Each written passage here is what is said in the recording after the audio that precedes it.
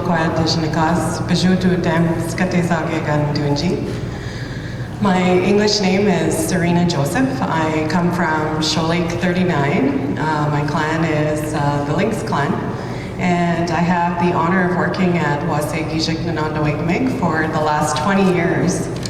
I work as the program services manager, so I have the good fortune of working with our people to work together to realize our mission, which is all about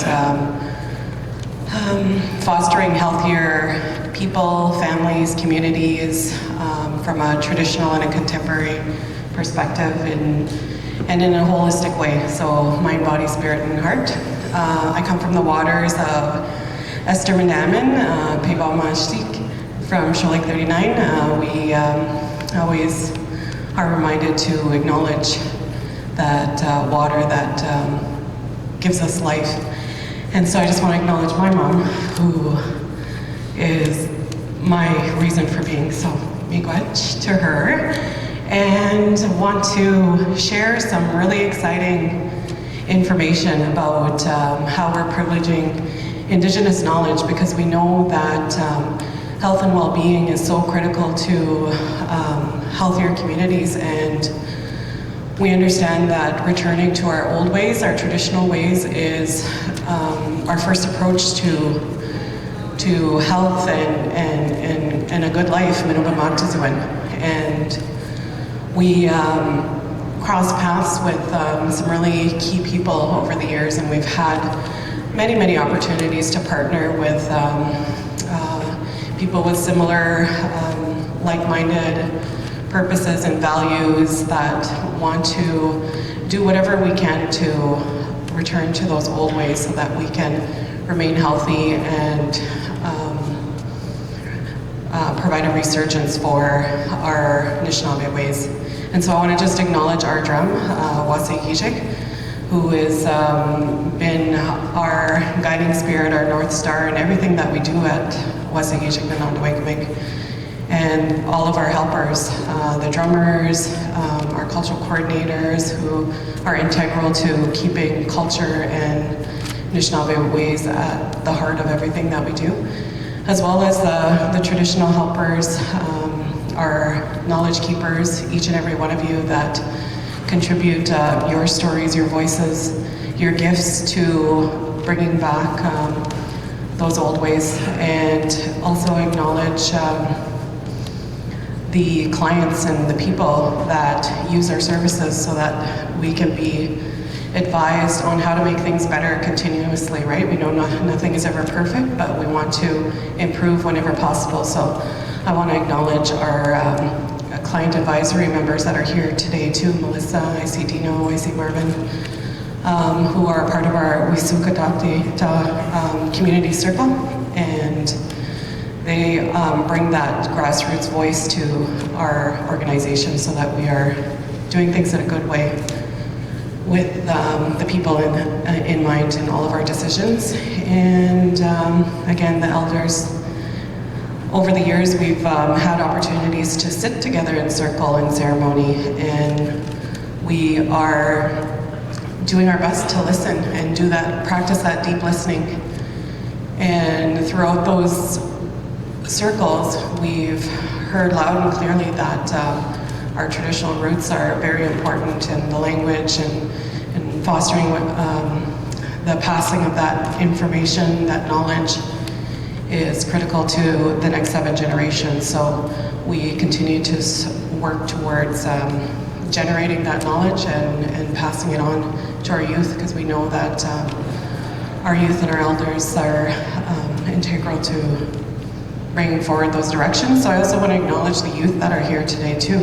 We know that they mustn't ever be forgotten in any of our conversations, because they bring a lens and a perspective that no one else does, right? So if you can think back to when you were a youth and how you were experiencing life at the time, sometimes it feels like people don't understand you or don't see things the way you do.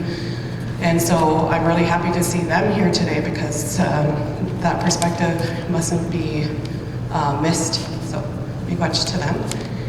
And so I just want to share briefly our background to this work that we're going to be engaged in. I know you all know the importance of traditional knowledge and ceremonies and ways of being and doing of our people. And we know that research is a driver of change, but throughout history, we've had some hard and tough experiences around research, so it was really important for us as an Indigenous organization and women to ensure that when we do information gathering and sharing, that it's done in a good way, and that every step of the way people are involved and guiding the direction of the work. So we took what we were hearing and had an opportunity to apply for this project, and we were successful. And we know that this will provide evidence from like a non-Indigenous perspective, but it also validates what we already know, and possibly we'll learn some things that we didn't, or some things that we want to highlight or increase the profile of. So we're really excited to be able to do this, but we need all of your help to continue to make sure that we do it in a way that is respectful and honors everybody's stories.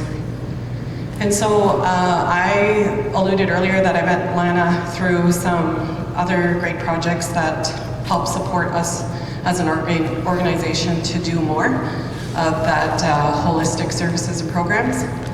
And we had the opportunity to apply for a project that is rooted in our ways, and it's all about practicing traditional medicine approaches to health.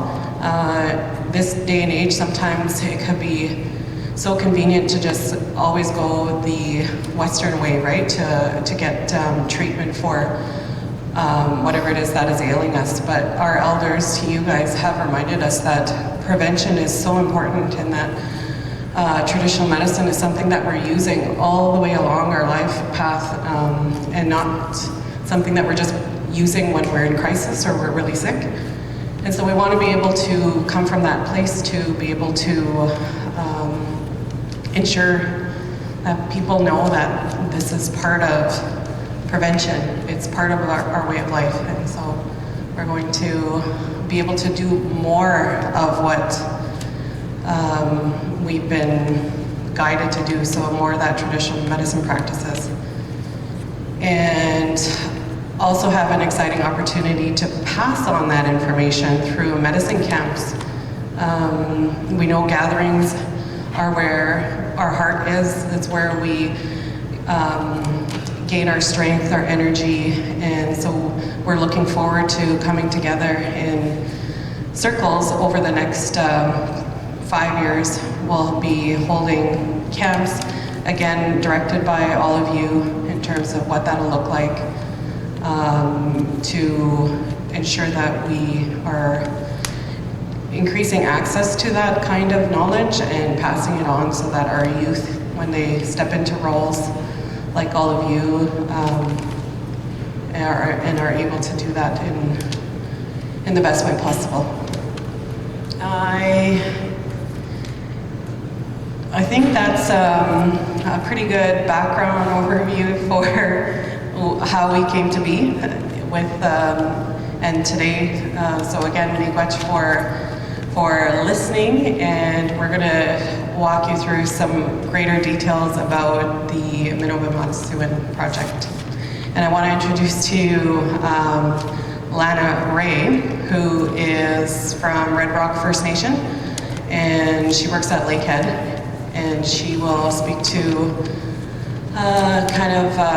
the project overview and introduce our friends and our family to the rest of our friends and our family, so that we can do this work and get started. So lots of really great things happening. Miigwech Bojo, Waskanigi Shigo, Kentigo, Ijao Kanoshi, Nadodam, Apwaganasna, Nadunjaba, Lana Ray Nadizhnikas. So as Serena said, my name is Lana Ray, and I'm not sure if I'm saying this right, but Anishna, Bemoen, Bungi, Atai, I only speak a little bit, and as you can tell, I'm not fluent in how I speak, so my apologies, but I'll switch over to English. So as Serena said, I'm from Apwaganisinan, place of the Pipestone, so in Robinson Superior Treaty area there, and I'm a member, if you can't tell already, of the Fish Clan, and my name translates to the light that shines. And I got that, was gifted that name in Treaty 3 territory too. And I'm gonna apologize to my new friend here for turning my back on her, I'm sorry. So I just maybe wanted to share just a little bit more too. And so for my background, I'm a professor in the Indigenous Learning Department at Lakehead University. So I've been there for a couple of years, and before that I worked at some different organizations, always kind of doing policy and research. So a lot of my work has been how do we make sure we're listening to what those in our community and our elders are saying, and then how can I translate that sometimes. So that's what I was kind of told part of my role was kind of bridging and speaking, doing that back and forth. And maybe just to Serena's points about research there, just a quick little story. So when I got my degree and I was working at the university, my dad, the late Raoul Ray, he would always be very proud of me, but when he would tell people what I do, he would say, well, she's a doctor, but she's not the helpful kind. So I'm kind of hoping with the work that we're doing with research that we're kind of changing the way people are viewing research, and that we could actually, you know, do some research that's really valuable and that's driven by community and by our ways of knowing and being. And maybe just to share too a bit about the background. So I'm still considered like a junior academic in the university system, and so when Serena approached me to apply for this grant, which was a really big undertaking, I kind of said to her, like, well, are you sure, me? You know, and she said, yeah, you. And so through the whole process, we kind of, everything just fell into place. So the application for the first round, like, literally got in with 30 seconds to spare, and it was a really competitive process. And then it took about 2 years to go through the whole process. And even as we were putting the application together, usually everyone like dreads the application, and we're trying to track people down. And Serena said people were so willing and excited about the project, and we're actually coming to her, which was really amazing. So anyways, it just kind of, you know, everything fell into place. And then when we got the funding, what usually happens for a researcher, everyone, you know, congratulates the researcher, but I really think through this whole project, like just the, not give credit to Serena's amazing work and other people who worked on the proposal, but I really feel it was spirit that was guiding the work. Like I said, everything just fell into place. So I was just really grateful to be able to be part of this project. And so I think at this point, I don't know if Ken was going to say a couple words about cancer from a Anishinaabe perspective. You see Ken? Do you still want to do that, Ken? No pressure.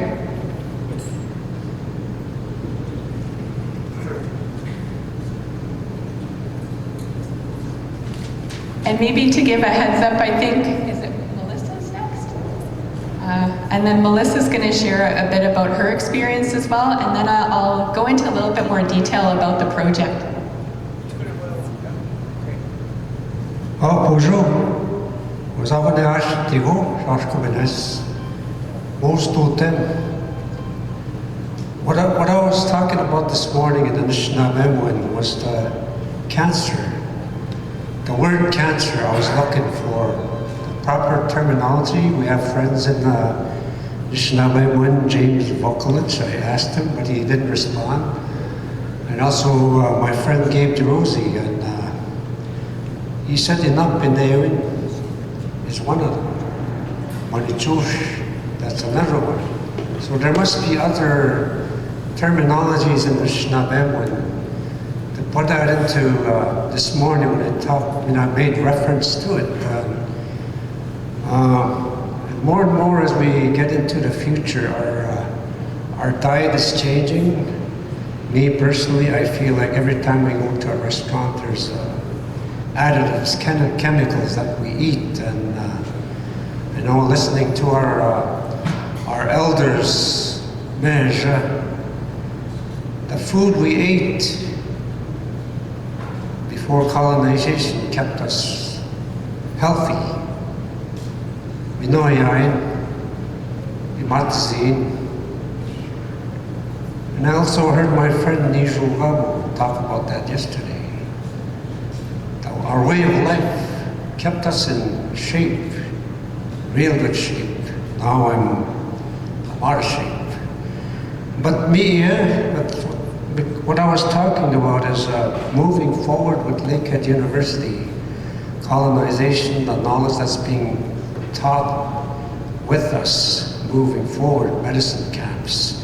We'll be working with a lady named Kathy Bird. I'll probably be participating as well. And I guess that's the challenge that we have, is how do we translate that knowledge into English knowledge.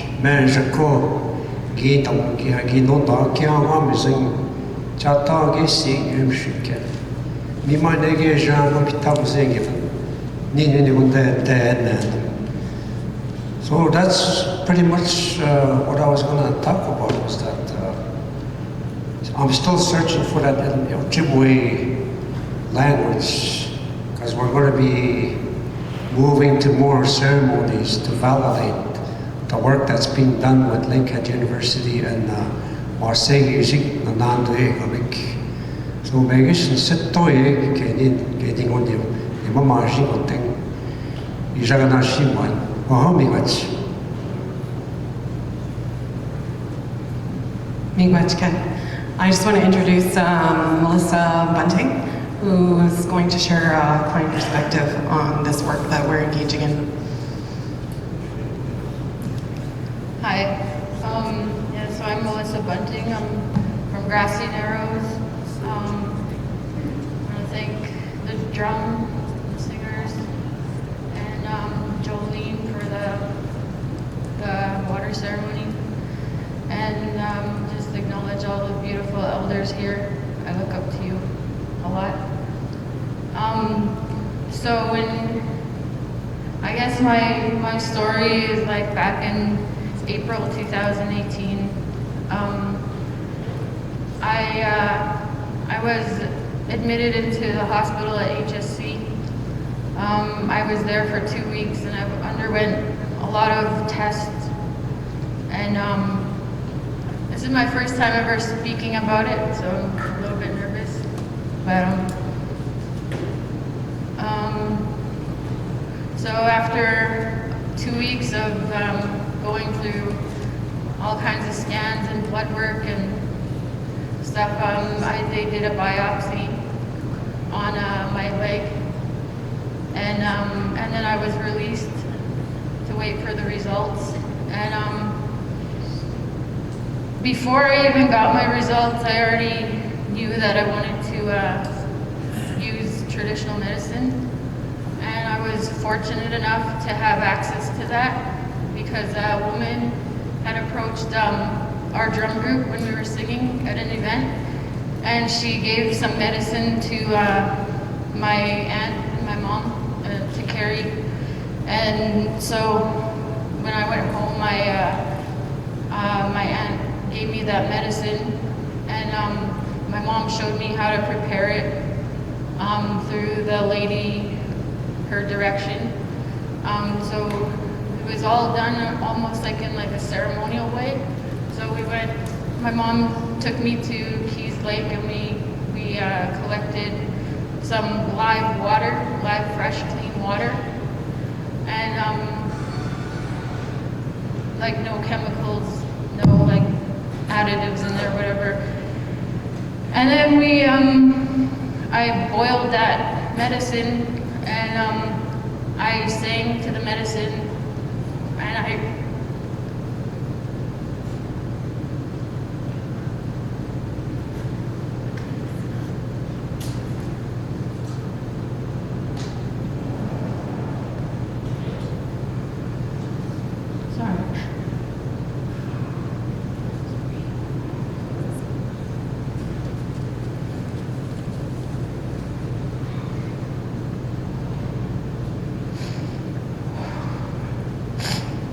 I had faith.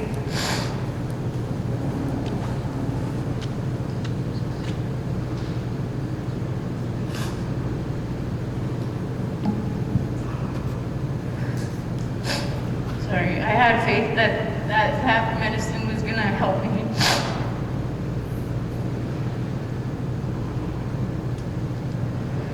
Okay.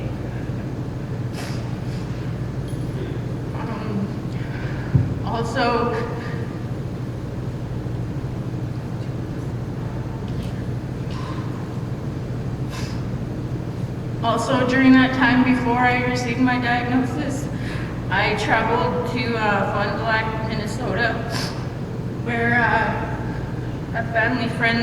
we have a family friend there, and he is a medicine man, and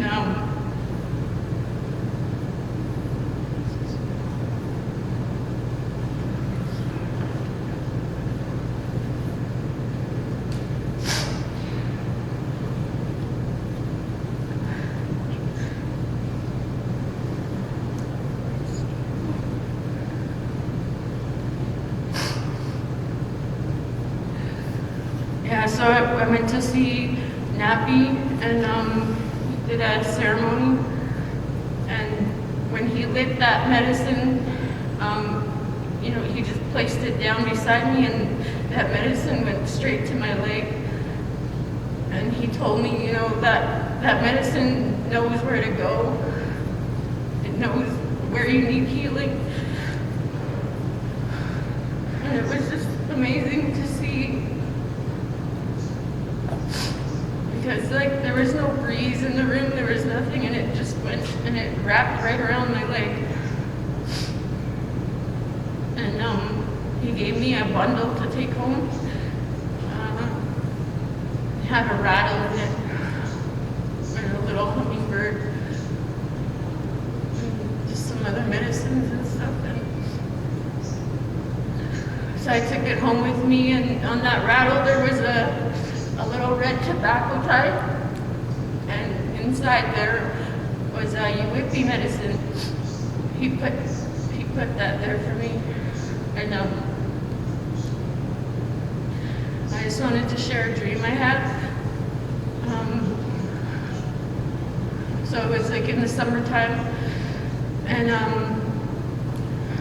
early in the morning I could hear a bear come walk by the house, and he was after the garbage, you know, like close by our house, but he came by and I heard him, and then I went back to sleep, and in my dream I could hear an eagle, the whistle, you know, that whistle sound they make, that I heard that in the morning, and then the sun was like just coming up, and in my dream I got up and I looked out the window, and there was a big old eagle, and he was sitting on the hydro line, and he was really black, really white ruffled feathers on his head,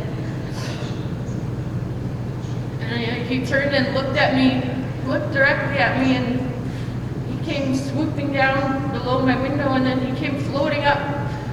But when he came up, he was a man, and that man was floating there about 4 feet away from me, and I still remember exactly how he looked. He was young, and he had long, wavy black hair, and he wore a headband. He had no shirt on, and he had almost like tattoos, but they were like scars, like raised scars on his chest. Almost like there's something under his skin.